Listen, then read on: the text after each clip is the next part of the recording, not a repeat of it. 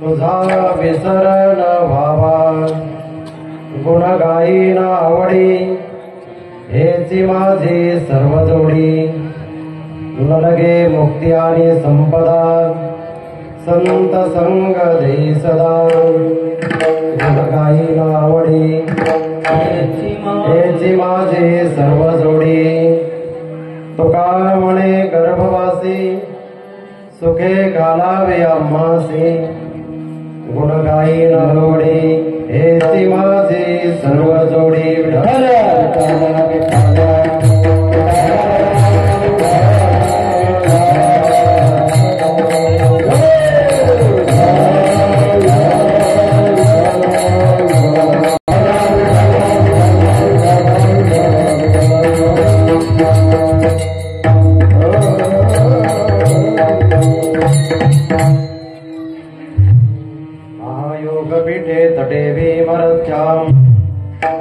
पुंडरीकाय दातं मुनीन्द्रैः समागत्य तिष्ठन्तमानन्दकन्दं परब्रह्मलिङ्गं भजे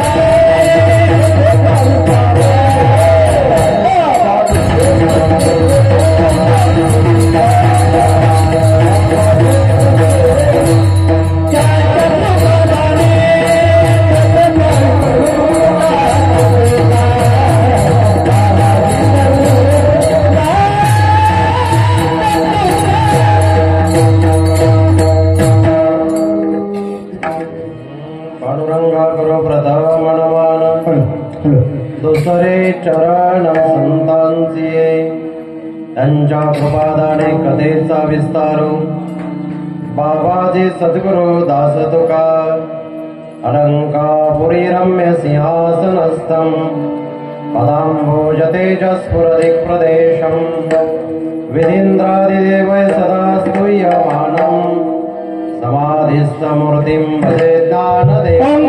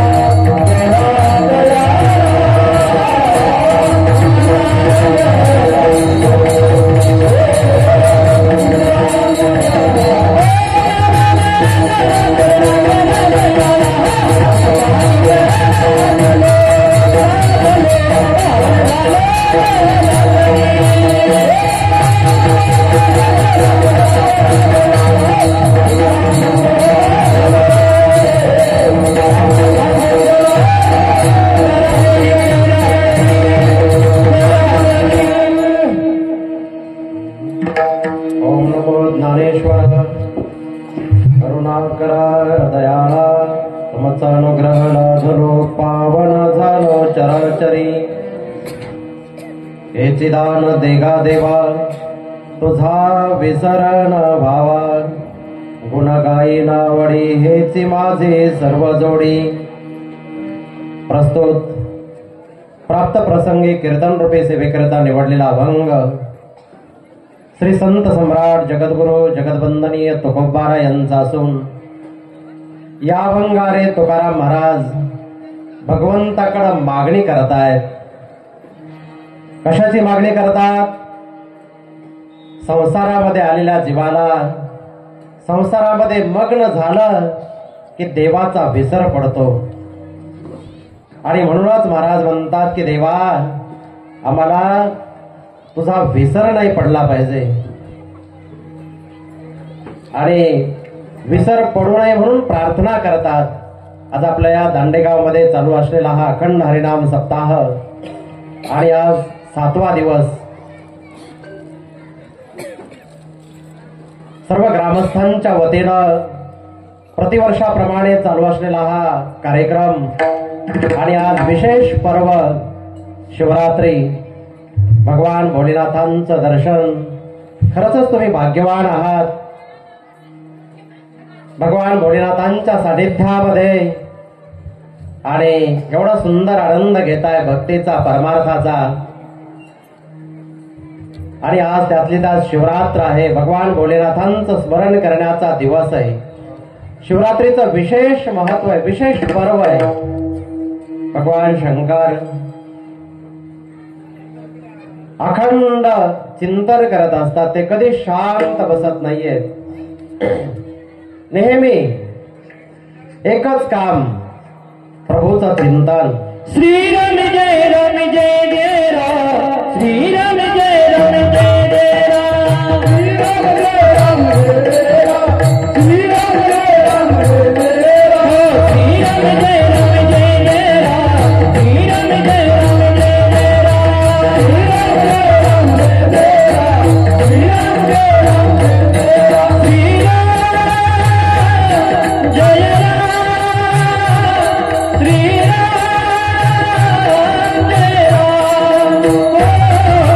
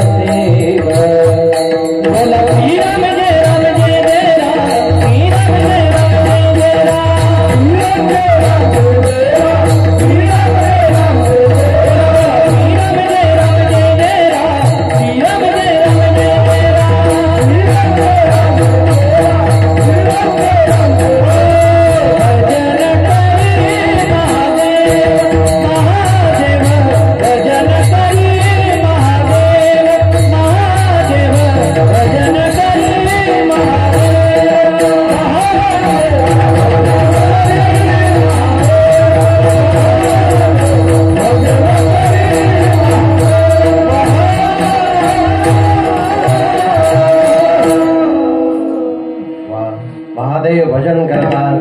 काय म्हणतात? श्रीराम राम जय जय राम. गायक मंडळी भजन म्हणतात. तुमच्या गावाचं नाव काय? दांडेगाव. मला वाटतं त्याच्यामुळेच तुम्ही भजन करत नाहीये. दांडेगावची माणसं दांड आहेत का जास्त? झुकत नाहीयेत का? एवढं छान भजन म्हणायला लागलेले आहेत आणि तुम्ही भजनच करत नाहीत, टाळी वाजवत नाहीयेत. गावाच्या नावाप्रमाणे तर नाही ना.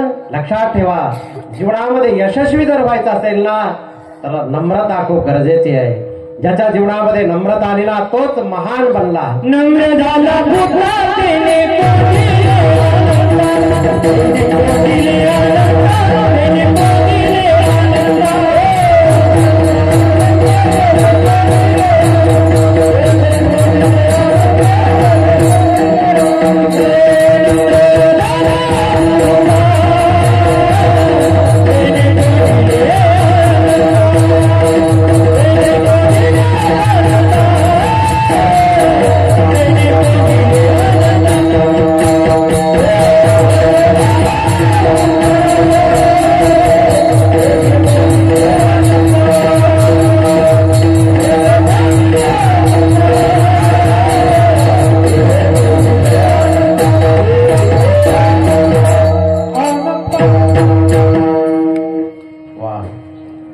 प्रमाणाला काही कमीच नाही. गायक मंडळी खूप उत्कृष्ट आहेत.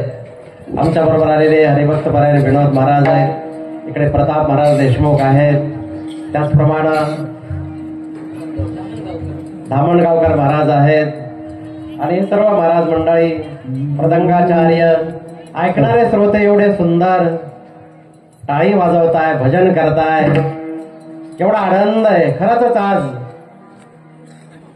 खूप आनंद घ्यायचा आहे आपल्याला, भक्तीचा आनंद, कारण शिवरात्र आहे. परंतु आज एक गोष्ट सांगावी वाटते. नम्रता या विषयाचा आपला विषय चालला होता. नम्र झालं पाहिजे. महाराजांचं आगमन झालेलं आहे.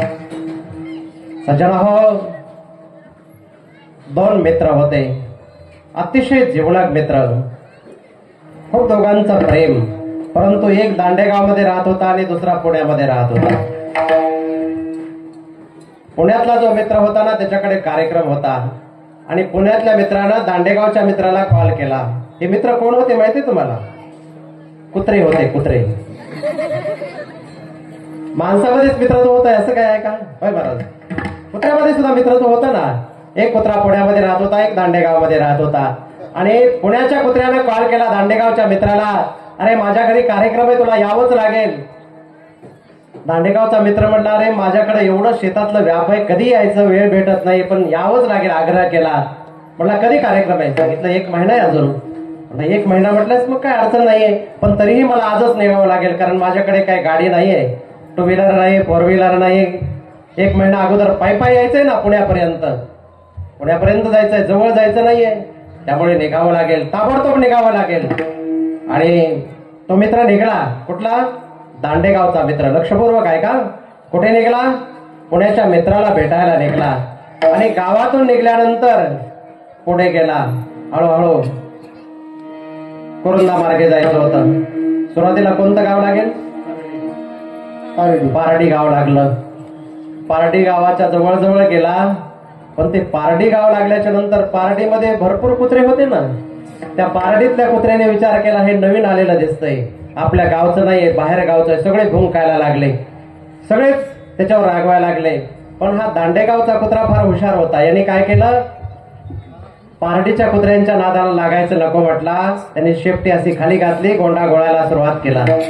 कुत्र्यानं जर शेपटी खाली घालून गोंडा घोळला की समजायचा कुत्रा शरण आला. शेपटी खाली घालून गोंडा घोळला आणि कुत्रा पळत सुटला. पळत पळत कुरुंद्यापर्यंत गेला. तिथले कुत्रे जमा झाले, कोणाच्याच नादाला लागला नाही, वादविवाद केला नाही. तसंच पुढे निघाला, वसमत पर्यंत गेला. तिथेही बरेच कुत्रे आले, तिथंही भांडण केलं नाही. परभणीपर्यंत गेला. तसंच पुढे निघाला, नगर पर्यंत गेला. तिथंही कोणाच्याही नादाला लागला नाही, भांडण करत बसला नाही. त्याने विचार केला की एवढे मोठे कुत्रे यांच्याबरोबर भांडण केलं तर कसं व्हायचं माझं? तुकडा तुकडा सुद्धा हिच्याला यायचा नाहीये. पुण्याला जाणं तर दूरच राहिलं. 1 महिन्यामध्ये जाणार होता, परंतु 5 दिवसामध्येच पुण्याला जाऊन पोहोचला. पुण्याच्या मित्राने विचार केला, एवढ्या लवकर कसं काय आलास? तो म्हणला जातभाईने सहाय्यता केली म्हणून मी येऊन पोहोचलो. हे जातभाई सगळे आडवायला आले होते, परंतु कोणाच्याच नादाला लागलो नाही. फक्त एकच काम केलं, शेपटी खाली घालायची, गोंडा घोळायचा आणि पुढे चालायचं. वादविवाद करायचं नाही. आपलं ध्येय काय? पुणे गाठायचंय, कार्यक्रमाला पोहोचायचं, हे ध्येय आपलं. त्यामुळे वादविवाद न करता नम्रतेनं पुढे निघत राहिलो आणि 5च दिवसामध्ये पोहोचलो. तसं तुम्हाला जर भगवंतापर्यंत पोहोचायचंय, त्या परमेश्वराची प्राप्ती करायची आहे ना, तर एकच काम करा. या काम क्रोधाच्या नादाला लागू नका. हे षडविकार जे आहेत ना, हे कुत्रेच आहेत. काम, क्रोध, मद, मत्सर, दंभ, अहंकार हे जे विकार आहेत ना, हे कुत्री आहेत. हे जागोजाग तुम्हाला अडवायला येत आहेत, अडचण निर्माण करतायत. यांच्या नादाला न लागता तुम्ही जर सरळ पुढे चालत राहिलात ना, वादविवाद न करता सरळ पुढे चालत राहिलात, तुमचं ध्येय एकच ठेवलं पाहिजे की आपल्याला त्या भगवंताची प्राप्ती करायची आहे, परमेश्वराची प्राप्ती करायची आहे. ते ध्येय जर डोळ्यासमोर पुढे ठेवून चालत राहिलात तर संसाराच्या नादामध्ये तुम्हाला देवाचा विसर पडणार नाहीये. नाही तर संसारामध्ये देवाचा विसर पडतोच. म्हणून तर महाराजाला अभंगाच्या प्रथम चरणामध्ये म्हणावं लागेल, चिदान दे गा देवा, चिदान दे गा देवा, चिदान दे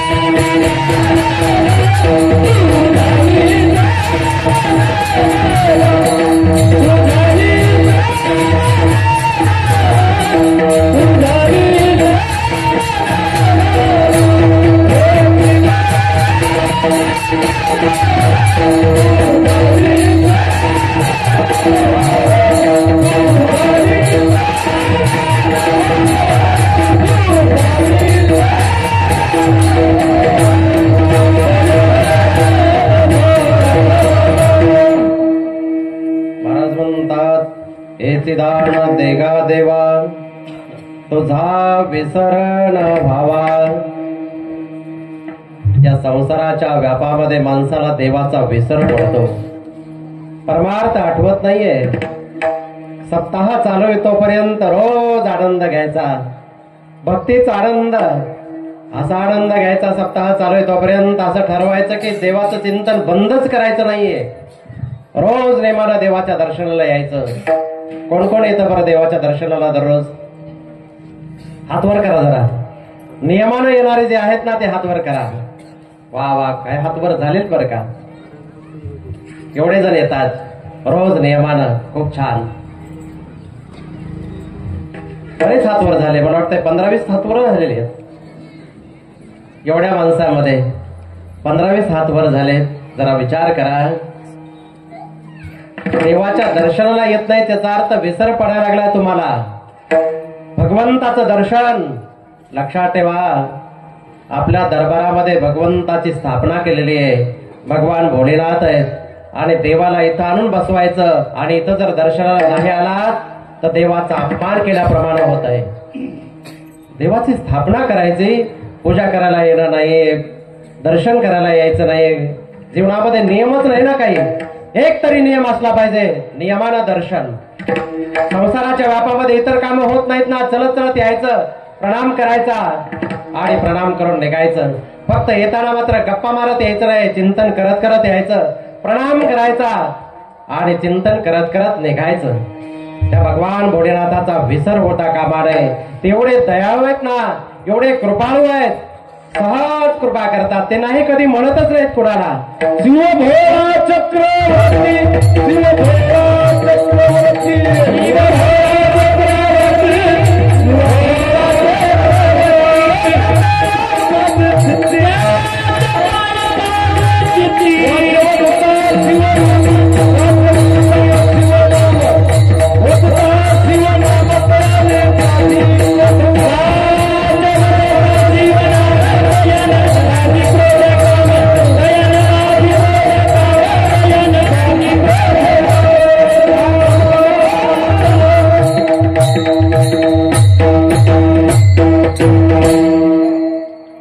भगवान भोलेनाथ कसे आहेत?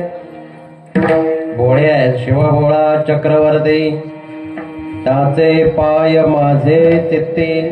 अगदी भोळे आहेत, सहज कृपा करतात.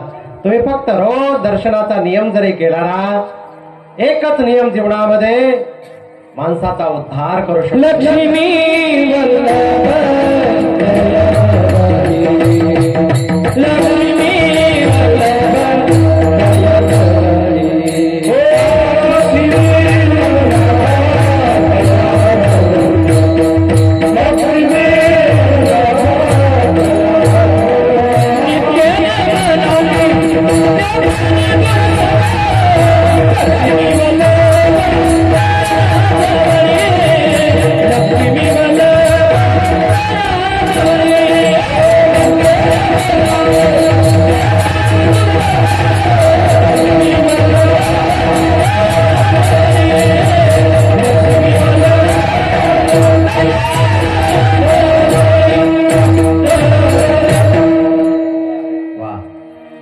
गायक वृंद एवढे तयार आहेत की मला बोलायची संधी देत नाहीत. खूप सुंदर, अप्रतिम आणि प्रमाण परफेक्ट आहेत. त्यामुळं मलाही त्यांना नको म्हणावं वाटत नाही. लक्ष्मी वल्लभ तयाजवळ. नियमाचा फायदा काय त्यांनी सांगितलाय. काय केलं तुम्ही? एकच नियम केला दररोज दर्शनाचा. एवढाच नियम करा. दुसरा नियम नाही झाला तरी चालेल, परंतु एकच नियम, दररोज नियमानं दर्शनाला यायचं, प्रणाम करायचा आणि कामाला लागायचं. हा नियम जर पक्का केला, 12 वर्ष जर एखादा नियम पाळला ना, तर निश्चित त्याचं फळ मिळतं. एक भगवंताचा भक्त होता, फार कंजूस होता, अतिशय कंजूस. 1 रुपया खर्च करायचा नाहीये. आणि तो म्हणायचा, महाराज परमार्थ करायचा आहे सांगा, परंतु खर्च झाला नाही पाहिजे. अजिबात खर्च नाही. महाराजांनी त्याला नियम सांगितला. म्हटले ठीक आहे, काय हरकत नाही. एक काम करतो, मानस पूजा करत जा. ला मानस पूजा कशी असते? महाराजांनी सांगितलं, डोळे बंद करून बसायचं, मनातली मनात भगवंताला समोर आणायचं, मनातली मनात देवाला स्नान घालायचं, दह्यानं दुधानं स्नान घालायचं, पाण्यानं स्नान घालायचं, मनातली मनात डोळे बंद करून मनातली मनात देवाच्यासाठी नैवेद्य बनवायचा आणि मनातली मनात देवाला अर्पण करायचा आणि प्रणाम करायचा आणि कामाला लागायचं. तर म्हटलं हे तर फार सोपं काम आहे, 1 रुपया खर्च नाहीये, काहीच करायची गरज नाहीये. त्याने तो नियम चालू केला आणि नियमानं तो रोज मानस पूजा करू लागला. मानस पूजा करत करत 12 वर्ष झाले. आणि एक दिवस असाच तो देवाला प्रणाम करत होता. दर्शन केलं देवाचं आणि पूजा सुरू झाली. पूजा पूर्ण केली आणि पूजा झाल्यानंतर त्यांनी विचार केला की देवाला वस्त्रही चढवले, सुंदर सुंदर वस्त्र आणायचा. मनातली मनात वस्त्र चढवले आणि त्यानंतर त्याने विचार केला की देवासाठी खीर बनवायची आहे. आणि भगवान भोलेनाथांच्यासाठी तो खीर बनवू लागला.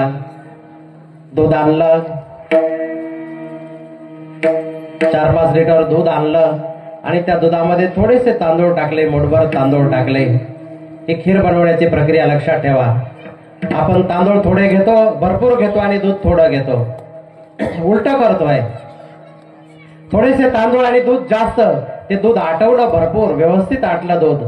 आणि आटल्यानंतर त्याच्यामध्ये काजू बदाम वगैरे टाकले आणि साखर टाकायला लागला. मनातली मनात चालू होती बरं का प्रक्रिया. मनातली मनात डब्बा घेतला साखराचा आणि असा वाकडा डब्बा करून असा हलवून साखर टाकत होता. साखर टाकणं चालू आहे, परंतु असा डब्बा करत असताना अचानक चुकून त्याच्याकडनं साखर जास्त पडली. परंतु या कंजूस माणसाला सहन होत आहे का साखर जास्त पडलेली? त्याने खिरीमध्ये असा हात घातला आणि साखर काढू लागला. तेवढ्यामध्ये भगवान भोलेनाथ प्रकट झाले आणि हात पकडला. म्हणले, काय कंजूस आहेस रे, मनातली मनात करतोय, हो दे ना थोडस गोड झालं तर काय बिघडतंय का?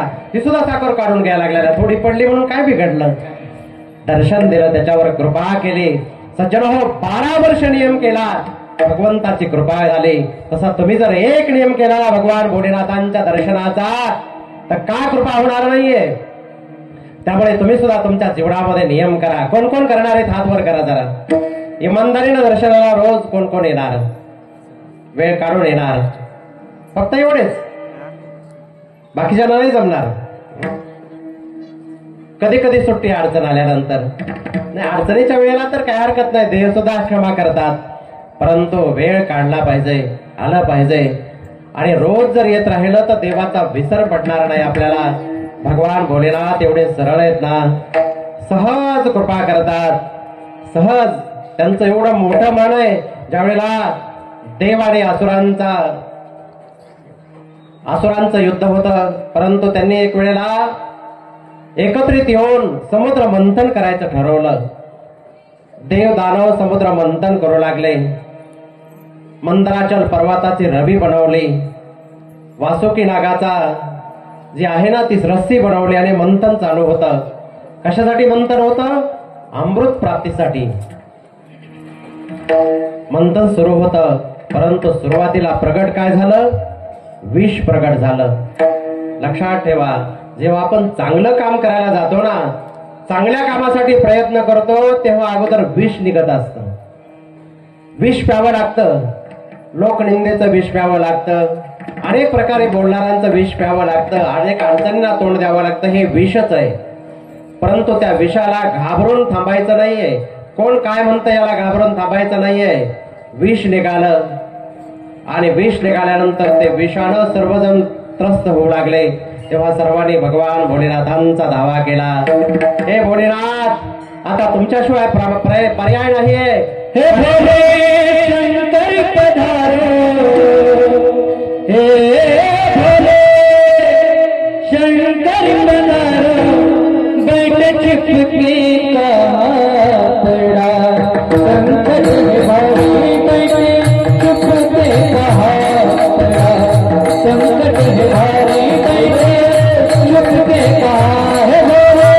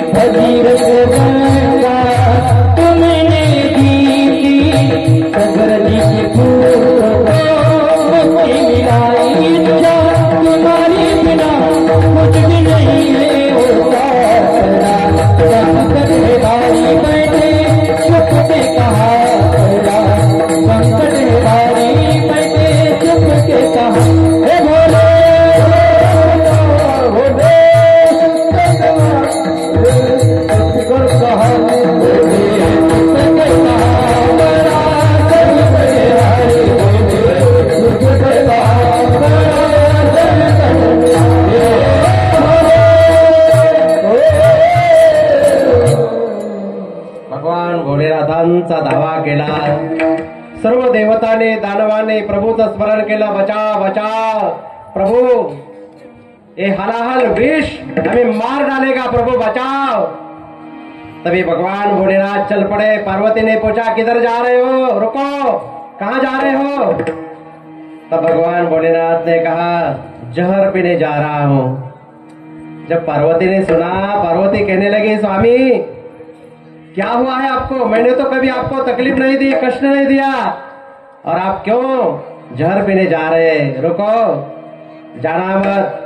तब भगवान भोलेनाथ ने कहा देवी मुझे जाना पड़ेगा, क्योंकि देव और दानव बहुत त्रस्त हो चुके हैं, उनको बचाना है, मुझे जाना पड़ेगा. और दौड़ते हुए भगवान भोलेनाथ आए और भगवान भोलेनाथ ने विष पीना प्रारंभ किया.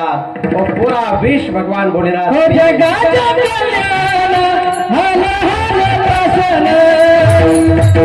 हर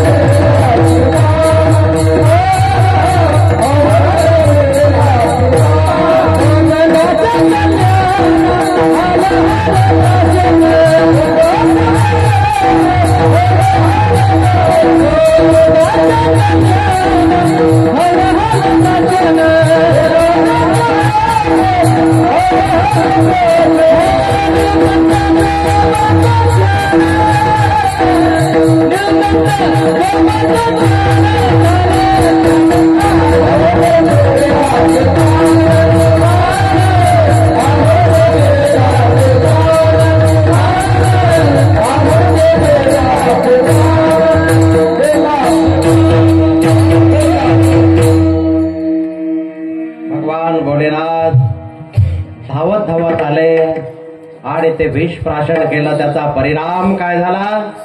त्यांना ते विष बाधा करू शकलं नाहीये, काहीच त्रास झाला नाही, फक्त त्यांचा निळा कंठ झाला. त्यांचा तो एक अलंकार बनला. विष काहीही बाधा करू शकलं नाही. का? त्यांनी काय केलं होतं? त्यांनी एकच काम केलं होतं, भगवंताचा विसर पडू दिला नव्हता. त्यांचा अजिबात विसर पडला नव्हता. त्यांनी प्रभूचं नाव आपल्या कंठामध्ये धारण केलेलं होतं. सतत प्रभूचं चिंतन चालू होतं आणि त्याचा परिणाम त्यांना ते विष बाधा करू शकलं नाही. तसं संसारामध्ये सुद्धा तुम्हाला अनेक प्रकारचं विष प्यावं लागतं, लोकनिंदेचं. आणि हे विष पित असताना तुम्ही जर प्रभूचं चिंतन करत राहिलात ना, नामस्मरण करत राहिलात, तर ते विष तुम्हाला काहीही बाधा करणार नाहीये. आणि त्यामुळे तुम्ही नामस्मरण करा, प्रभूचा विसर पडू देऊ नका, अखंड प्रभूची भक्ती करत राहा. कारण भगवान भोलेनाथ एवढे कृपाळू आहेत, एवढे दयाळू आहेत, सहज कृपा करतात, कधी काही नाहीच म्हणत नाहीत कोणालाही. कृपा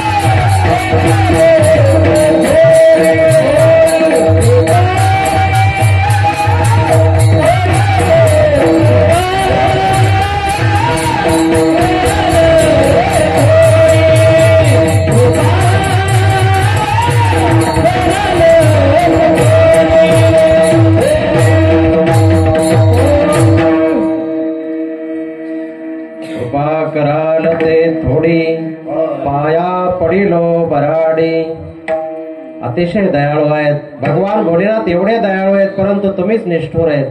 टाळ्या वाजवा म्हटलं तरी टाळी वाजवत नाहीत, भजन म्हणा म्हटलं तरी भजन करत नाहीयेत. भगवान भोलेनाथ अखंड भजन करत होते, श्रीरामाचं भजन करत होते.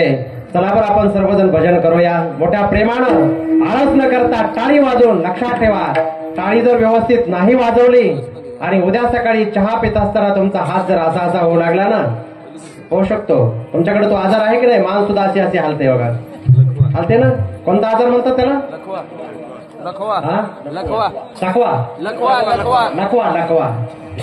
लकवा म्हणतात ना. मान हल्लेली माहितीये तुम्हाला. जर टाळी नाही वाजवली आणि उद्या जर चहा पिताना मान हालायला लागले, हात हालायला लागले, तर आपण काय जिम्मेदार नाहीये. मी आता कार्यक्रम झाला की लगेच निघून जाणार आहे. बघा तुमची इच्छा काय करायचं ते बघूया. टाळी वाजवताय की नाही आहे. श्री राम जय राम जय जय राम, श्री राम जय राम जय जय राम, श्री राम जय राम जय राम, श्री राम जय राम जय राम, श्री राम जय राम जय राम, श्री राम जय राम जय जय राम, श्री राम जय राम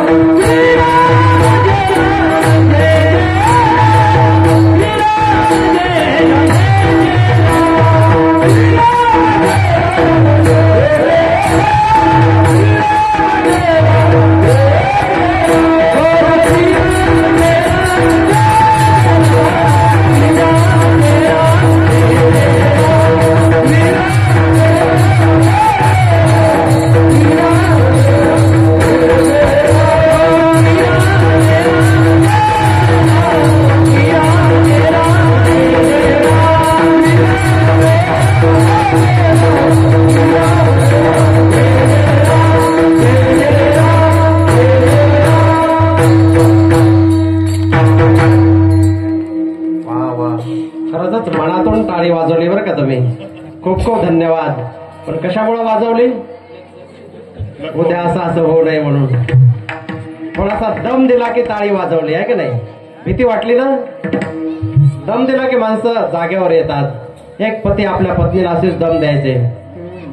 त्यांना बाहेरून आलं की नेहमीच पाण्याची गरज पडायची. गरम पाणी सारखंच पाणी प्यायला गरम लागायचं. आंघोळ करायला गरम पाणी लागायचं. नेहमी चालू असायचं त्यांचं. बाहेरून आले की म्हणायचे गरम पाणी कर. नाही तर तिला वाटायचं नाही तर काय करतेच माहित नाहीये. घाबरत होती.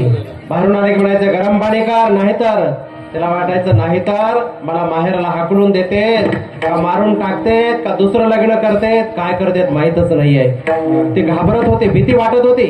आणि त्यामुळे ते पतीला पाहिल्याबरोबर तर पळायची गरम पाणी करायला. सारखंच गरम पाणी लागायचं आल्याबरोबरच. असं करत करत बरेच वर्ष निघून गेले. एक दिवस पतिदेव गावाला गेले होते आणि घरी नसल्यामुळं पत्नी उठली आणि शेजारणीकडे गेली. शेजारणीनं विचारलं एवढी का वाळून गेलीस? काय कारण आहे? नुसते हाडं राहिले तुझ्या शरीरामध्ये. झालंय तरी काय तुला?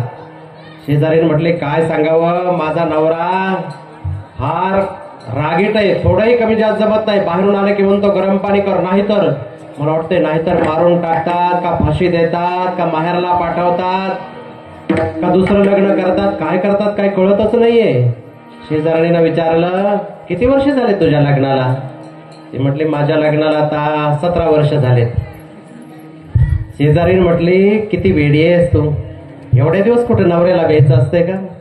हा नवीन नवीन वर्ष 2 वर्ष ठीक आहे पण जास्त भ्यायचं नसतंय. कोणी सांगितलं? शेजारणीनं. अशा शेजारणी शिकवतात म्हणून बऱ्याचशा सासा आपल्या सुनांना शेजारणीकडे जाऊच देत नाहीये. अजिबात कोणाच्या घरी जायचं नाहीये. इकडं तिकडं अजिबात जायचं नाहीये. बरोबर आहे प्रकाश? अजिबात कोणीकडे जाऊ देत नाहीये. कोणाच्याच घरी जायचं नाहीये. आणि शेजारणीनं सांगितलं काळजी करू नकोस. तुझा पती अजिबात तुझ्यावर रागवणार नाहीये. एक शब्द सुद्धा बोलणार नाही. त्यांचा आवाज सुद्धा बंद होईल असा मंत्र माझ्याकडे आहे. कोणी सांगितलं? शेजारणीनं सांगितलं. शेजारणीनं असे मंत्र सुद्धा येतात बरं का. जरा विचार करा आपल्या आपल्या सुनांना पाठवताना. बऱ्याचशा महिला एकटीला सुनाला घरी सोडून कोणीकडे जातच नाहीये. शेजारी काहीतरी सांगतील कान भरतील म्हणून. आणि शेजारणीला तो मंत्र येत होता. तिने सांगितलं तो मंत्र मी सांगते अजिबात पतीचा त्रास होणार नाही तुला. एक शब्द सुद्धा पती बोलू शकत नाहीये. आवाजच बंद झाला पाहिजे. तो शेजारणीला जो मंत्र येत होता ना तो मंत्र मला सुद्धा माहित आहे. मी त्या शेजारणीकडनं विचारून घेतलाय. म्हणलं कधी दांडेगावला गेलं तर उपयोगाला आला तर आला म्हणून सांगा म्हणून विचारून घेतलाय. सांगू का नको? सांगू का नको? नक्की महिला मंडळ सांगू का नको? पुरुष मंडळ तुमचं काय म्हणणं आहे? पाठीमागचे पुरुष मंडळ ते बिचारे हात जोडायला लागलेत. महाराज असलं काय सांगू नका हो. असं काय सांगितलं तर आमचं काहीच खरं नाहीये. परंतु महिलांची इच्छा दिसायली. सांगूच का बघ? नक्की. शेजारणीनं सांगितलं सोपं काम आहे. फार अवघड नाहीये. खरं पाहिलं तर महिलांचं फार अवघड आहे बरं का. बिचारा चांगला नवरा मिळाला तर बरं आहे. नाही एखादं जर आडमोठा पदरात पडलं ना तर काहीच करता येत नाहीये. जीवनभर त्रास सहन करावा लागतो. असे कोणाकोणाच्या पदरात पडलेत माहित नाहीये. इथं जर कोणाच्या पदरामध्ये पडले असतील आडमोठे वेडे तर त्याने हात वर करा. जर कोणाच्या पदरात पडलेच असतील चुकून तर हात वर करा. बघा बघा तिकडे माग हात वर झालाय वाटतं. सगळे तिकडे बघायला लागले. ती म्हणत असतील आपल्या बायकोनं केलाय का काय बघूया.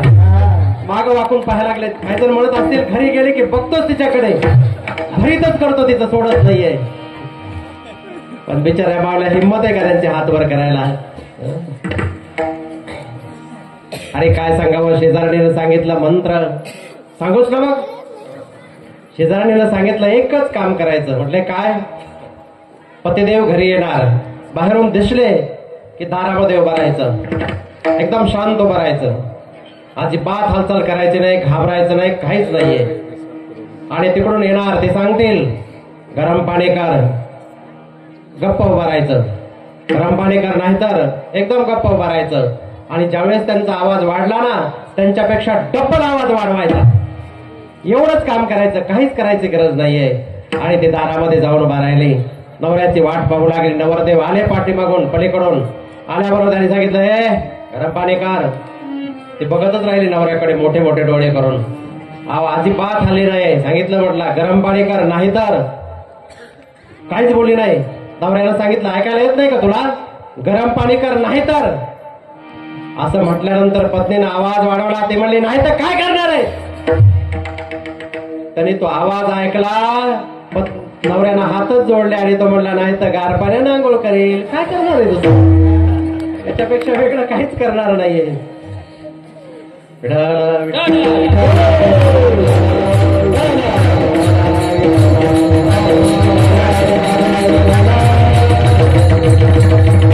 सज्जन हो, भगवान भोलेनाथ अतिशय दयाळू आहेत. एवढे सरळ आहेत ना ते. यांच्यासारखी सरळ देवता दुसरी कोणतीच नाहीये. एवढे सरळ आहेत. एक वेळेला पार्वती माता कैलास पर्वतावर निवास करत होती आणि विश्वकर्मा आदी देव त्या ठिकाणी दर्शनाला आले होते. पार्वती मातेला प्रणाम केला, भगवान भोलेनाथांना प्रणाम केला. आणि हा विश्वकर्मा त्यांनी सांगितलं की माते भोलेनाथ, काहीतरी मला सेवा सांगा. मी सर्वांची सेवा करतोय, परंतु तुम्ही तर हिमालयामध्ये राहता, जंगलामध्ये राहता, स्मशानामध्ये राहता. राहण्याची अजिबात व्यवस्था नाहीये. पाऊस आला तरी तसंच भिजत राहतात. उन्हाळ्यात तसंच सहन करता, उन्हामध्ये सुद्धा. काहीतरी सेवा सांगा ना मला. भगवान भोलेनाथ म्हटले की मला कशाचीच आवश्यकता नाहीये. मी आनंदामध्ये आहे, मला काही नको आहे. हा, पार्वतीला काय पाहिजे असेल तर विचारू शकतो. विश्वकर्मा पार्वतीकडे गेले आणि पार्वतीला विचारलं की माते काय सेवा करू, सांगा काहीतरी. पार्वतीनं सांगितलं, आतापर्यंत या हिमालयामध्ये वास्तव्य केलंय, परंतु मला असं वाटतंय की सुंदर बंगला असला पाहिजे, अप्रतिम महल पाहिजे आहे. खूप सुंदर महल आणि भव्य महल बनवून द्यायचा. विश्वकर्म्यानं सांगितलं, माते आज माझं भाग्य उदयाला आलं. तुम्ही सेवा सांगितली आणि कामाला लागले. विश्वकर्मा कामाला लागले आणि महलाचं काम सुरू झालं. आणि पाहत पाहत थोड्याच दिवसामध्ये अतिशय भव्य महल तयार झाला. खूपच सुंदर महल बनवून तयार झाला. आणि महल तयार झाल्याच्या नंतर त्या महलाची वास्तुशांती करायची होती. कारण घर बांधल्यानंतर घराची वास्तुशांती करावी लागते. याचं कारण आहे, कारण घर आपण ज्या जागेवर बांधलं ना, ती जागा आपल्याला माहित नाही कशी आहे, त्या जागेवर काय घडलेलं आहे माहित नाहीये. परत त्या घरासाठी लागणारे वीट, वाळू, सिमेंट आपण वेगवेगळ्या ठिकाणून आणलेलं आहे. अनेक ठिकाणाहून आणलंय. ते ठिकाण कोणतं माहित नाही. स्मशानभूमी होती का कशी होती काहीच माहित नाही आहे. त्यामुळे अनेक घरामध्ये शांती लाभत नाही, समाधान लाभत नाही. त्यामुळे वास्तुशांती करावी लागते. पार्वती म्हणते भगवान भोलेनाथांना की आपल्याला वास्तुशांती करावी लागणार. भगवान भोलेनाथ विचार करू लागले, वास्तुशांती करायची आहे, विधीपूर्वक पूजा करायची आहे, परंतु सर्वात श्रेष्ठ आणि ज्ञानी पंडित जर कोणी असेल तर त्याला बोलवायचं. म्हटलं असा कोण आहे? शोध घेतला आणि समजलं की सर्वात हुशार पंडित जर कोणी असेल तर तो रावण आहे. आणि भगवान भोलेनाथांनी रावणाला आमंत्रण दिलं पूजा करण्यासाठी. फार ज्ञानी होता रावण, सामान्य नव्हता. आणि रावण पूजा करण्यासाठी आला. पूजेचं सर्व साहित्य मांडलेलं आहे आणि विधीपूर्वक रावणानं पूजा केली. पूजा संपन्न झाली आणि पूजा पार पडल्यानंतर भगवान भोलेनाथांनी सांगितलं, तुम्ही पूजा छान केलेली आहे, आता दक्षिणा द्यावी लागणार. काय होय तुम्हाला दक्षिणा? जे पाहिजे ते मागून घ्या, कारण पूजा करून घेतल्यानंतर दक्षिणा दिली पाहिजे. काय होय सांगा. रावणानं पाहिलं, अनेक घरं पाहिलेत, परंतु एवढं सुंदर घर आजपर्यंत कुठंच पाहायला मिळालं नाहीये. रावणच होता. त्याने काय मागितलं माहितीये? रावण म्हटला, हे भोलेनाथ, ज्या घराची वास्तुशांती केली ना ते घरच मला द्या. ते घरच मागितलं. तुम्हाला जर तुमचं घर मागितलं तर तुम्ही द्याल का? होय प्रवीण, जर ब्राह्मण पूजा करायला आले, छान वसमतला घर झालं, जर मागितलं तर देणार का? कोणी देऊ शकत नाहीये. पण ते भगवान भोलेनाथ होते हो. भगवान भोलेनाथांनी सांगितलं, ठीक आहे तुला आवडले तर घेऊन टाक. दिलं घर. आणि घर घेतल्यानंतर त्याने विचार केला, एवढं घर तर सुंदर मिळालं, परंतु घरामध्ये एकट्याने राहण्यामध्ये काय आनंद आहे, सेवा करणारे कोणीतरी पाहिजे आहे. आणि रावण म्हणू लागला, माझी सेवा करण्यासाठी कोणीतरी पाहिजे आहे, त्यामुळे तुमच्याजवळ जी बसलेली पार्वती आहे ना, ती सुद्धा मला देऊन टाका.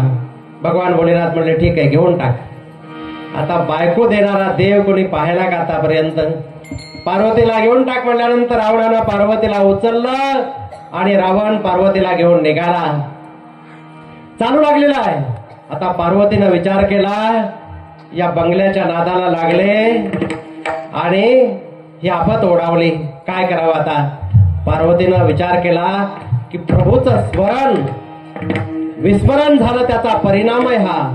चिंतनाचं विस्मरण झालं, अखंड नामस्मरण करायला पाहिजे, भगवंताचा विसर पडू नाही द्यायला पाहिजे. परंतु मला विसर पडला आणि विसर पडून मी या बंगल्याच्या नादाला लागले, घरामध्ये गुंतून गेले आणि त्याचा परिणाम आज मला भोगावा लागतोय. पार्वतीनं भगवान विष्णूचा धावा केला आणि भगवान विष्णू एका ग्वालबालाच्या रूपाने आले. गाई चारत चारत चारत चारत रस्त्याला आले आणि रावणाला विचारलं, रावण महाराज फारच खुश दिसताय, काय कारण आहे? त्यावेळेस रावणानं सांगितलं, आजचा दिवस माझ्यासाठी फारच चांगला आहे. म्हटले, काय झालं? रावण म्हटला, आज पूजा करायला गेलो होतो आणि दक्षिणामध्ये मोठा बंगला मिळाला आणि बंगल्याबरोबर ही भगवान भोलेनाथाची पार्वती मला मिळाली आणि घेऊन चाललेलो आहे. त्यावेळेला त्या ग्वालबालानं सांगितलं, रावण महाराज किती भोळे आहेत तुम्ही, खरंच तुम्हाला काही कळत नाही, फार भोळे आहेत. भगवान शंकराने बंगला दिला हे ठीक आहे, पण ते आपली बायको कशी देतील?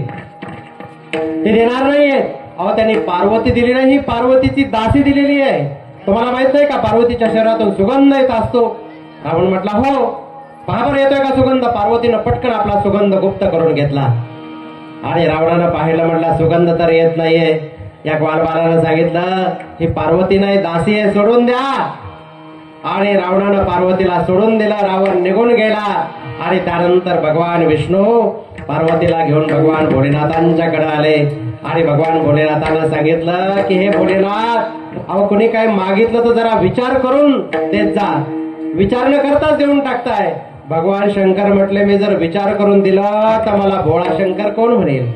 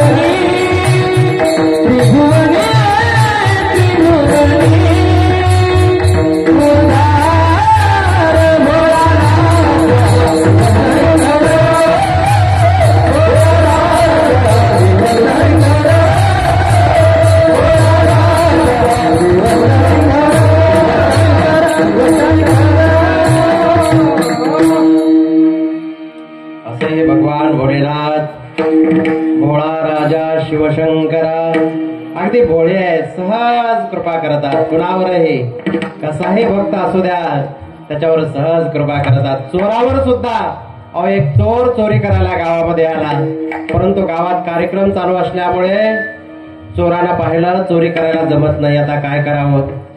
तो फिरत फिरत निघाला. रस्त्यामध्ये भगवान शंकराचं मंदिर लागलं. मंदिर गावाच्या बाहेरच असतात भगवान भोलेनाथाचे, दूर असतात. असंच एक दूर मंदिर होतं. जाता जाता रस्त्यामध्ये त्याने विचार केला, चला मंदिरात काय सापडतंय का बघूया, कारण रिकाम्या हाताने जायचं नको ना, चोर आहे तो, काहीतरी काम करून गेला पाहिजे ना. आणि मंदिरामध्ये गेला. मंदिराकडे सगळीकडे शोधलं, पण मंदिरात काय सापडणार आहे हो? भगवान शंकराच्या मंदिरामध्ये काय असणार आहे? तुम्ही कृष्णाच्या मंदिरामध्ये जाल, देवीच्या मंदिरामध्ये जा, तुम्हाला दागिने भेटतील, भरपूर साहित्य भेटेल, पण शंकराच्या मंदिरामध्ये काय असणार आहे? काहीच नाही दिसलं. त्याने पाहिलं, जवळ काहीच दिसत नाहीये, परंतु भगवान शंकर यांच्या पिंडीवर पाणी पडण्यासाठी वर एक घडा टांगलेला होता. आणि तो जो घडा होता ना, तो तांब्याचा होता. त्याला एक छिद्र होतं आणि त्याच्यातून पाणी पडत होतं. त्याने विचार केला, दुसरं काही नाही सापडलं तर हा घडा तरी घेऊन जाऊया. आणि म्हणून तो घडा काढण्याचा प्रयत्न करू लागला. रात्रीची वेळ, एकटाच होता आणि घडा काढू लागला. काढत असताना हातच पुरत नव्हता व्यवस्थित. त्यामुळे त्याने काय केलं, महादेवाच्या लिंगावरच पाय दिले आणि उभा राहिला आणि तो घडा काढत होता. आणि त्याच क्षणी भगवान भोलेनाथ प्रकट झाले आणि भगवान शंकर म्हणतात की बाळा, अरे तुला काय पाहिजे मागून घे. चोर घाबरला. चोराला वाटलं मी इथं एकटाच आहे आणि कोण आलंय, कोण बोलतंय. पाहिलं तर भगवान शंकर समोर दिसतायत. चोरानं सांगितलं, हे प्रभू मी चोर आहे आणि चोरी करायला आलो होतो. भगवान भोलेनाथ म्हणतात, अरे तुझ्यासारखा भक्तच मी पाहिला नाहीये. कारण कोणी मला पान अर्पण करतं, बेलाचं पान अर्पण करतं, कुणी पाणी अर्पण करतं, कुणी बेलाचं फळ अर्पण करतं, वेगवेगळे फळ अर्पण करतात. परंतु तू मात्र स्वतःचं शरीरच मला अर्पण केलंस, स्वतःला समर्पित केलंस. त्यामुळे तुझ्यासारखा महान भक्त मी कुणी पाहिलाच नाहीये आणि त्यामुळे मी आज तुझ्यावर प्रसन्न झालेलो आहे. आणि भगवान भोलेनाथाने त्याच्यावर कृपा केली. चोर कृतार्थ झाला, त्याचं जीवन. असे हे भगवान शंकर आहेत, अगदी सहज कृपा करतात. आणि अशा भगवान शंकराला आपण विसरता कामा नये. म्हणून तर महाराज म्हणतात की विसर नाही पडला पाहिजे तुझा. विसरली तुला थोर झाली हानी, विसरली तुला थोर झाली हानी, विसरली तुला थोर झाली हानी,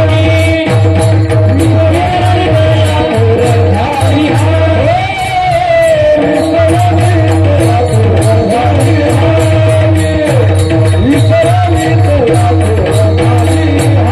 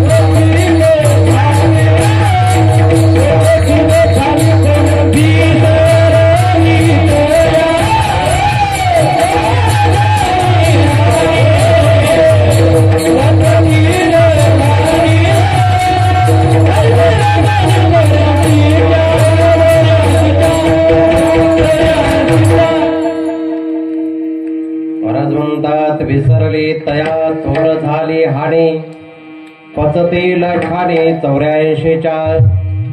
विसर पडत नाहीये. पण लक्षात ठेवा, आपला स्वभाव कसा आहे.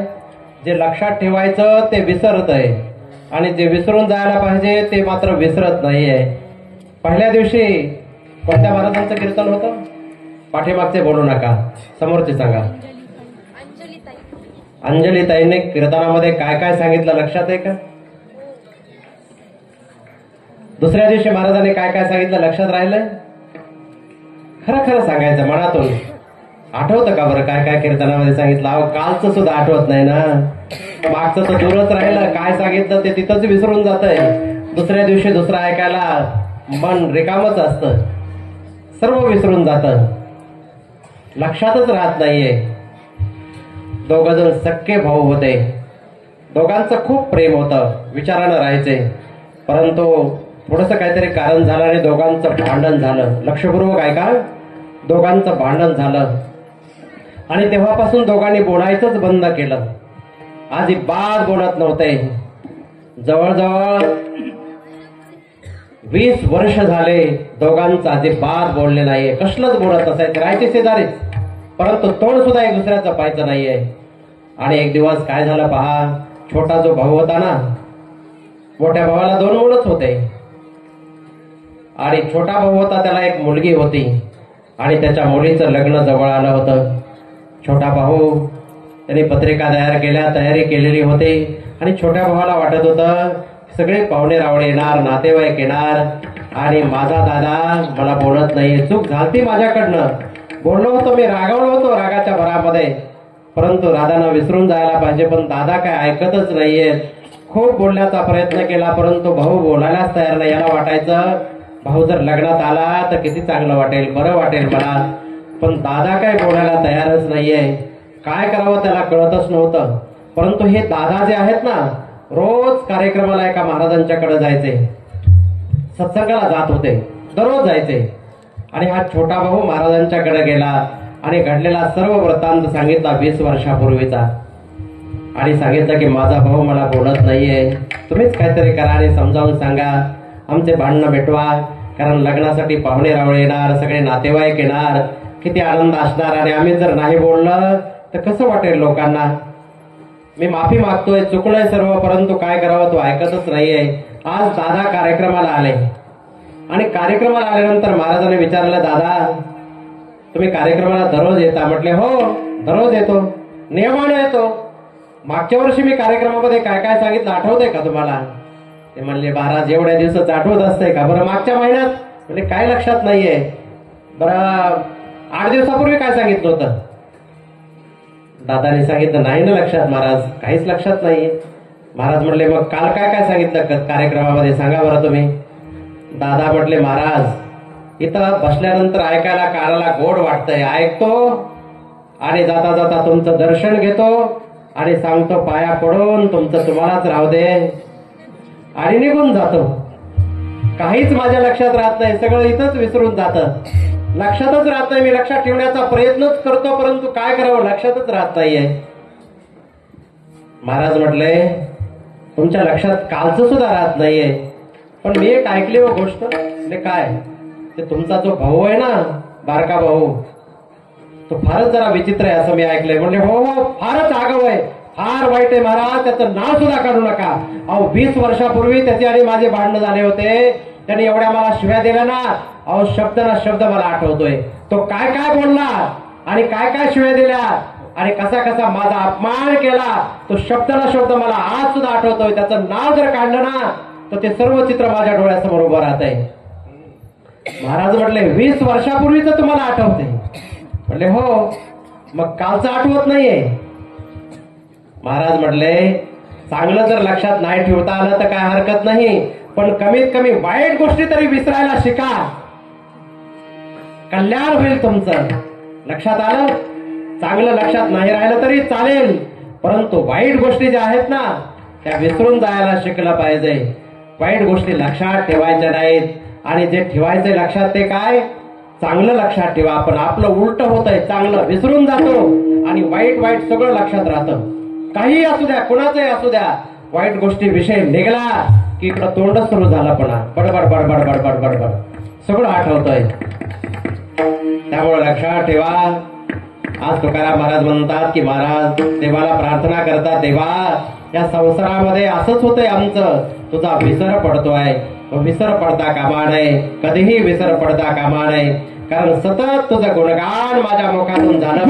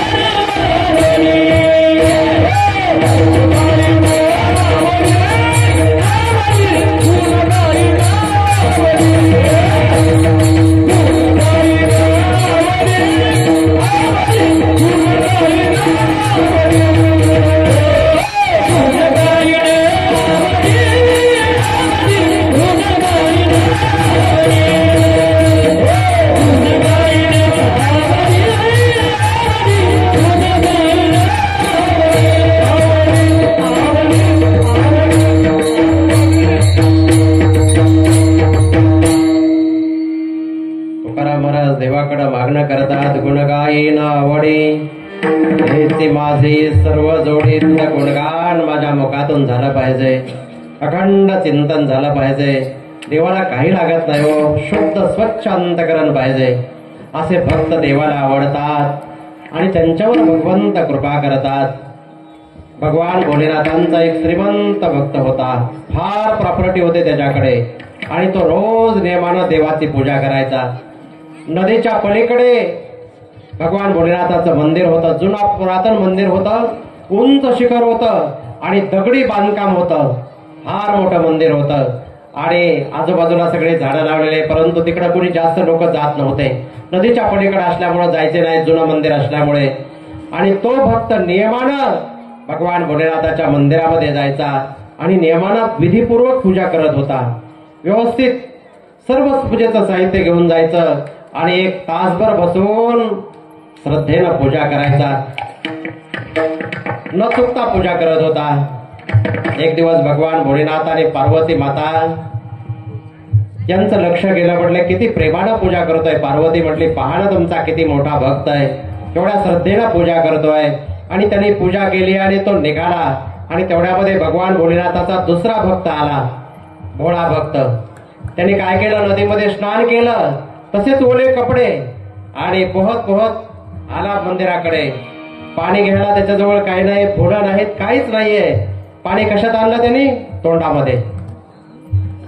तोंडामध्ये पाणी भरून आणलं, मंदिरात आला आणि मंदिरात आल्यानंतर भगवान भोलेनाथाच्या पिंडीवर जे पूजेचं साहित्य होतं ना, पायानं बाजूला काढलं, सर्व पायानं बाजूला सारलं आणि पायानं बाजूला सारून ती पूजा एवढी विधीपूर्वक केलेली पूजा सर्व बाजूला सारलं आणि आपल्या तोंडामध्ये जे पाणी आणलं होतं ना, ते भगवान भोलेनाथाच्या पिंडीवर टाकलं. पार्वती म्हणली, अरे रे किती घाण आहे हा भक्त, किती वाईट आहे, त्याला कळतंय का काही, तुमच्या अंगावरच तोंडातलं पाणी टाकतोय आणि एवढी पूजा चांगली केलेली, तू एवढा चांगला भक्त. भगवान भोलेनाथ म्हटले, देवी खरा चांगला भक्त कोण आहे, खरा महान भक्त कोण आहे, तुला जर पाहायचं असेल ना, तुला परीक्षा घेण्याचा अभ्यास आहे चांगल्या प्रकारे. कारण प्रभू रामचंद्राची तू परीक्षा घेतली होतीस, तुला माहिती आहे परीक्षा कशी घ्यायची ती, तू एकदा परीक्षा घेऊन पहा. आणि पार्वतीनं दुसऱ्या दिवशी परीक्षा घ्यायची ठरवली. हा श्रीमंत भक्त पूजा करायला मंदिरामध्ये आला, विधीपूर्वक पूजा चालू होती आणि पूजा करणं चालू असताना पार्वतीनं चमत्कार केला. ते जुनं पुरातन जे मंदिर होतं ना दगडी, असं लकलक हलायला लागलं, डुगुडुगु डुगुडुगु हलायला लागलं आणि मंदिर हल्ल्यानंतर, ते दगड हल्ल्यानंतर तो आवाज त्या भक्ताच्या कानावर पडला. डोळे उघडले, पाहिलं ते पूजेचं ताट तिथं, साहित्य तिथंच आणि तो पळाला प्राण वाचवायला बाहेर, दूर पळाला.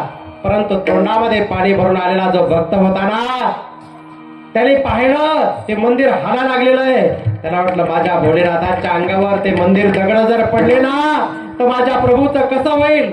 आणि म्हणून तो पळत पळत मंदिरामध्ये आला आणि भगवान भोलेनाथाच्या पिंडीवर झोपला. जरी दगड पडले ना तरी माझ्या अंगावर पडावेत, परंतु माझ्या प्रभूला काही होता कामा नये, माझ्या स्वामीला काही होता कामा नये. आणि असा कवटाळून झोपलेला आहे. त्यावेळेला भगवान भोलेनाथ म्हणतात, देवी पाहिलंच ना तू, खरा भक्त कोण आहे, शुद्ध अंतकरणाचा कोण आहे, महान कोण आहे, बोल सांग कोण आहे खरा भक्त. आणि पार्वती म्हटली, खरा भक्त हाच आहे. मग आता याला काय करायला पाहिजे.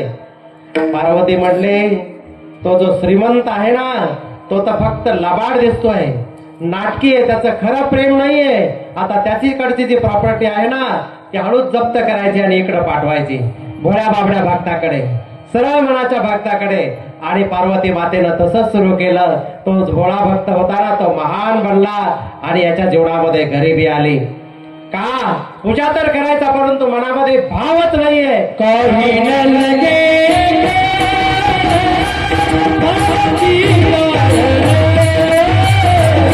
काही न लगे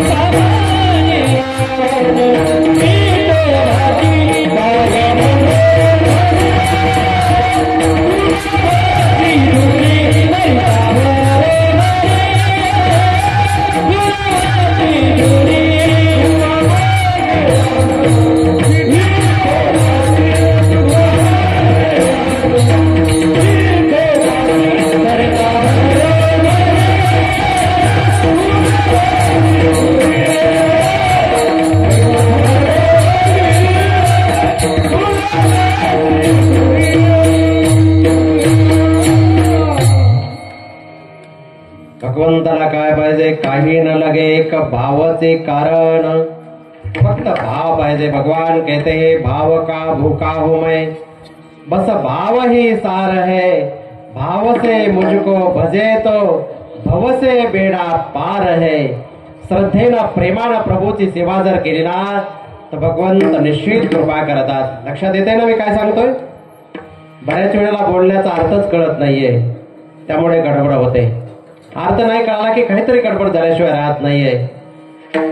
एक नवरदेव लग्न झालेलं होतं नवीनच, आणि त्यांनी सासरवडीला जायचं ठरवलं. आणि त्यांची पत्नी अगोदरच दिवाळीला आलेली होती. तिची मुलगी होती ना, तिच्या मैत्रिणी जमा झाल्या. तेव्हा मैत्रिणी म्हटल्या की तुझे पती कसे आहेत काय मला माहीतच नाहीये, कारण लग्नाला आम्हाला येणं झालं नाही, आम्ही पाहिलेच नाही कसे दिसताय, त्यांचा स्वभाव कसा आहे काय. मैत्रिणी विचारायला लागल्या. तिनं सांगितलं आजच येणार आहे, तुम्हाला पाहायचं असलं तर या घरी. आणि तिच्या मैत्रिणी घरी जमा झाल्या, वाट पाहत होत्या. तयारी चालू होते जेवणाची. आणि एवढ्यामध्येच पतिदेव आले. तिनं पाहिलं, पहा ते आलेले आहेत, समोरून येत आहेत ना. एक मैत्रीण म्हटली वाह खूपच हँडसम आहेत, खूप छान आहेत. दुसरी म्हटली खरंच गोरे पण आहेत. तिसरीनं सांगितलं नाक पण किती छान दिसायला लागलंय, सर्व सुंदर आहे, छान आहेत. आणि चुलीवर स्वयंपाक सुरू होता. मोठा वाडा होता. समोर चूल मांडलेली, पूर्वीचा काळ चूल मांडलेली होती. बाजूलाच हातपाय धुवायला बकेट ठेवलेली होती. इकडच्या बाजूला बाज टाकलेली होती झोपायला बसायला वगैरे. आणि पतिदेव आले, चप्पल बूट काढला, हातपाय धुतले आणि त्यानंतर बाजावर बसले. आणि बसल्यानंतर मैत्रिणी होत्या, ते म्हटल्या आता जेवण करताय का दूध चहा वगैरे काय घ्यायचं? त्यांनी सांगितलं मी चालून आलोय दुरून, आता डायरेक्ट जेवायलाच वाढा. आणि बसायला आसन टाकलं बाजाच्या जवळ आणि तिथंच आणून ताट वाढलं. आणि स्वयंपाक केलेला होता काय, पुरी बनवलेली होती. पुरी आणि श्रीखंड. श्रीखंड माहिती का तुम्हाला? श्रीखंड माहिती का? आम्रखंड. हा, श्रीखंड आम्रखंड तो स्वयंपाक केलेला होता. आणि सुंदर स्वयंपाक तयार झालेला होता. पुरी बनवलेली आणि ते ताट आणून वाढलं. वाढल्यानंतर गरम गरम पुरी होती हो, छान बनलेली पुरी, पातळ पातळ पुरी. यांनी विचार केला एवढ्या छान पुऱ्या बनल्यात, बऱ्याच दिवसानंतर पुरी खायला मिळाली. आणि बायको माहेरी आली तेव्हापासून असं गरम गरम जेवणच भेटलं नाहीये. त्यामुळे त्यांनी काय केलं, ही जी पुरी आहे ना, त्यांनी म्हटलं विचार केला की अर्धी अर्धी करत जर बसलं तर कधी पोट भरायचं. त्यामुळे त्यांनी काय केलं, एक एक पुरी घ्यायची आणि तोंडामध्ये घालायची. डायरेक्ट एक पुरी घ्यायची आणि तोंडामध्ये घालायची. खायला सुरुवात केली. सगळ्या मैत्रिणी हसायला लागल्या. म्हटलं तुझ्या नवऱ्याला कधी खायला मिळालं की नाही? परंतु काय करावं, आता काहीच करता येत नव्हतं. परंतु पत्नीनं हळूच खुणावलं. काय केलं, इशारा केला. काय, एका पुरीचे कमीत कमी 2 घास तरी करा ना. नाही मिळालं सर काशी कसं काय करताय, माझी इज्जत घालवताय का? काय करावं, नाविलाज होता. आणि असं केल्यानंतर असे हात केला ना की त्याला वाटलं माझी पत्नी म्हणायला लागली की एवढ्या छान छान पुऱ्या केल्यात आणि अशी एक एकच पुरी काय खाताय, दोन दोन खा की. त्यांना असं समजलं आणि त्यांनी काय केलं, दोन दोन पुऱ्या खायच्या, श्रीखंड लावायचा आणि तोंडात गाळायचं. हे असं तोंड मोठं दिसू लागलं आणि त्याने खायला सुरुवात केली. पुऱ्या खात होता आणि सगळ्या मैत्रिणी हसत होत्या. काय करावं काही कळतच नव्हतं, परेशान झाली होती. आणि ती म्हणत होती, पहा तुझा नवरा खायचं सुद्धा नीट कळत नाही, कधी भेटलं होतं की नाही याला, दोन दोन पुऱ्या तोंडामध्ये घालतो, एकदाच दोन दोन पुऱ्या. पत्नीनं काय केलं, असं कपाळावर आणून घेतलं. का, असं येडं पदरात पडलंय म्हणून. अवघड असतो असं पदरात पडल्यानंतर, फार कठीण आहे. तुम्ही भाग्यवान आहे, तुमच्या पदरात पडलेलं नाहीये. नाही ना, नाही नाही नाही, कोणाच्याच पदरात पडलेलं नाहीये. फार अवघड आहे. असं जर भेटलं तर काहीच करता येत नाहीये, कोणाला सांगता येत नाही, बोलता येत नाही. म्हणू नका कोणालाच, काहीच म्हणू नका, आपल्या आपल्या मनात ठेवा. आता ही अंदर की बात आहे, काय करावं आता, विलाज नाहीये, सांभाळून नेल्याशिवाय पर्याय नाहीये. आणि पत्नीनं असं कपाळावर आणून घेतलं. त्याला वाटलं माझी पत्नी म्हणते की हा श्रीखंड प्रसाद जो आहे ना, तो गावामध्ये कार्यक्रम चालू आहे, सप्ताह चालू आहे आणि त्या सप्ताहामधून देवाचा प्रसाद आणलेला आहे, तुम्ही असंच खाताय, दर्शन घेऊन तरी खा ना. त्याला वाटलं, पत्नी म्हणाली दर्शन घ्या. त्यांनी श्रीखंड पुरीला लावायचा ना, असं कपाळाला लावून दर्शन घ्यायचं. श्रीखंड लावायचं आणि दर्शन घ्यायचं, कपाळाला लावायचं, सगळं तोंड भरलं आणि खायला चालू होतं. सज्जन हो, अर्थ जर नाही समजला ना अशी परेशानी होते. त्यामुळे बोलण्याचा अर्थ समजला पाहिजे. भगवान अगदी कृपाळू आहेत, दयाळू आहेत. त्यांना प्रसन्न जर करायचं असेल तर त्यांचा विसर पडता कामा नये. अखंड चिंतन झालं पाहिजे आणि देवाकडे काही मागू नका. देव फार दयाळू आहेत, उदार आहेत. तुकाराम महाराज म्हणतात की मला तर देवाकडून काहीच अपेक्षा नाहीये.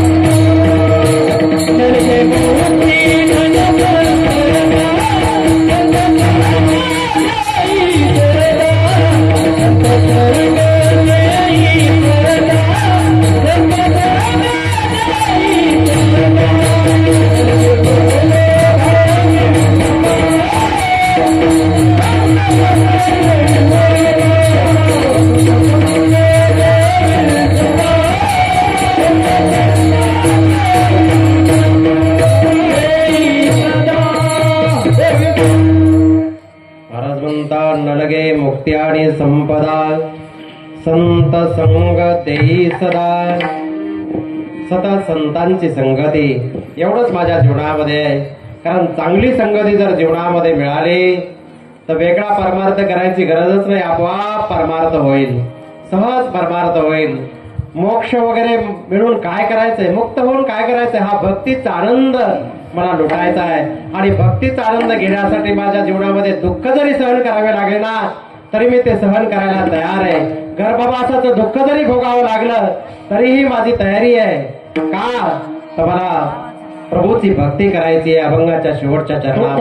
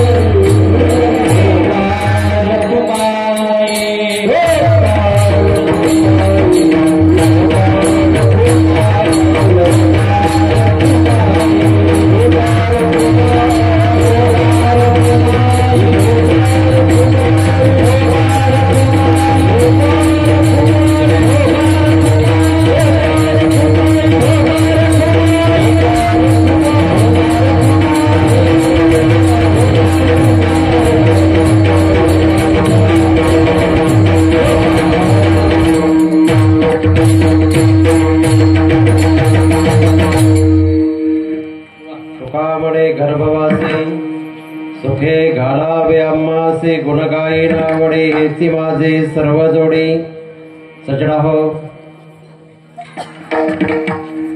आज शिवरात्र आहे.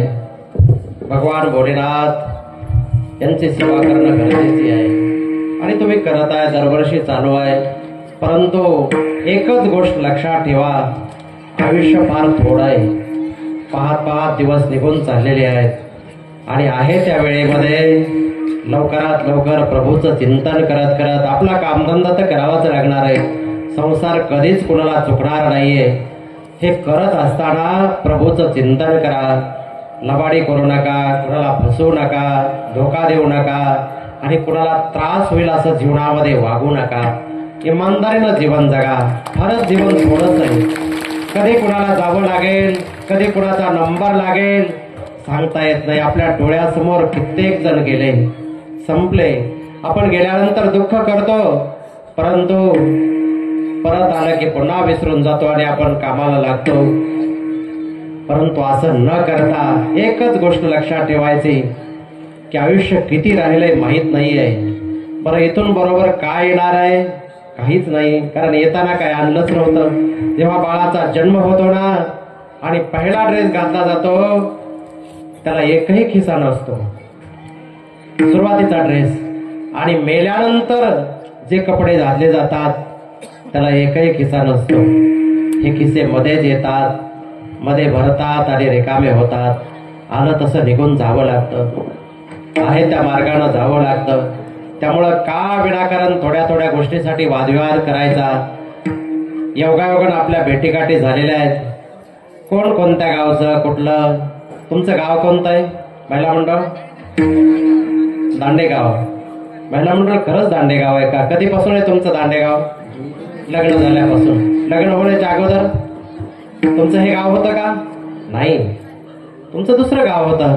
काही जण म्हणतील आमचा जन्मच इथं झालाय त्यामुळे आमचं हे गाव आहे. पण कुणाचं 50 वर्षापासून असेल, कुणाचं 60 वर्षापासून असेल, कुणाचं 70 वर्षापासून असेल, कुणाचं 10-20 वर्षापासून हे गाव आहे. पण किती दिवस हे गाव राहणार आहे तुमचं? विचार करा ना. 20, 30, 40, 50 वर्षानंतर आपण नसणार आहे. आपण हे सर्व सोडून जाणार आहे. हे गाव आपलं नाहीये आणि इथं आपण अधिकार करत बसतो की ही माझी जागा, ही माझी जमीन, हे माझं घर. ज्या घराला तुम्ही माझं माझं म्हणताय ना, जरा विचार करा की त्याच घराला तुमची आई म्हणते माझं घर, वडील म्हणतात माझं घर, बहीण म्हणते माझं घर, भाऊ म्हणतो माझं घर, आजी म्हणते माझं घर, आजोबा म्हणतात माझं घर, नातरुंड म्हणतात माझं घर, पत्रुंड म्हणतात माझं घर. तुम्ही पाळलेला कुत्रा सुद्धा दुसऱ्या कुत्र्याला येऊ देत नाही. तो म्हणतो माझं घर आहे, गुरगुर करायला लागतो. मांजर म्हणते माझं घर, घुशी म्हणतात माझं घर, उंदरा म्हणतात माझं घर, साप म्हणतात माझं घर, विंचू म्हणतात माझं घर, पाली म्हणतात माझं घर, जुरळ म्हणतात माझं घर, मच्छर म्हणतात माझं घर. ते खरंच घर तुमचं आहे का हो? ते विटा मातीचं दगडाचं घर ते तुमचं आहे का? अहो ते तर घर जाऊ द्या, परंतु हे घर तरी तुमचं आहे का? हा पंचतत्वाचा हा बनलेला देह हा सुद्धा आपला नाहीये. आणि म्हणून का अभिमान करायचा? विनाकारण अभिमान करू नका. नम्रतेनं जीवन जगा. प्रभूचा कधीही विसर पडू देऊ नका. प्रभूचं चिंतन करत करत करत करत जीवनाची वाटचाल करा. आयुष्य फार थोडं आहे. पाहत पाहत निघून चाललेलं लक्षातही येत नाही की कधी निघून गेलं आणि कधी मृत्यू जवळ आला आठवणीतही येत नाहीये. आणि आपलं असंच होणार आहे. त्यामुळे प्रभूचा विसर पडू देऊ नका. जेव्हा जिथं जशी वेळ मिळेल तेव्हा भगवंताचं नामस्मरण करा. निवांत वेळ मिळेल आणि परमार्थ करू असं कधीही आपल्या जीवनामध्ये होणार नाहीये. त्यामुळे आहे त्या वेळेमध्ये जीवनातली कामं कधी संपतच नाहीयेत. कामं करत करत माणसं संपतात, परंतु कामं संपत नाहीयेत. आणि म्हणून सर्वांना विनंती आहे की भगवंताचं चिंतन करत करत आयुष्याची वाटचाल करा. आज आपल्या गावामध्ये येण्याचा योग आला, कारण जवळच पारडी या गावी कथा चालू होती, रामकथा. आणि पारडी गावातल्या कंपनींचा खूप म्हणजे बऱ्याच वर्षापासूनचा त्यांचा संबंध आहे. खूप चांगले माणसं आहेत, अतिशय प्रेमाचे संबंध आहेत. जवळजवळ 18 वर्षापूर्वी त्यांच्याकडे कथा केली होती, भागवत कथा. तेव्हापासून संपर्क आहे. आणि केज या ठिकाणी बीड जिल्ह्यामध्ये आश्रम आहे. आश्रमामध्ये बरेच जण येतात जातात. खूप चांगले प्रेमाचे संबंध आहेत. आणि आज त्यांच्याचमुळे आपल्या गावामध्ये येण्याचा योग आला. आणि तुमच्या सर्वांच्या भेटीचा दर्शनाचा योग आला. भगवान भोलेनाथांच्या दर्शनाचा शिवरात्रीच्या निमित्तानं योग आला. खरोखरच तुमच्या सर्वांचे खूप खूप धन्यवाद. जशी करता येईल तशी प्रभूची सेवा करण्याचा प्रयत्न केला.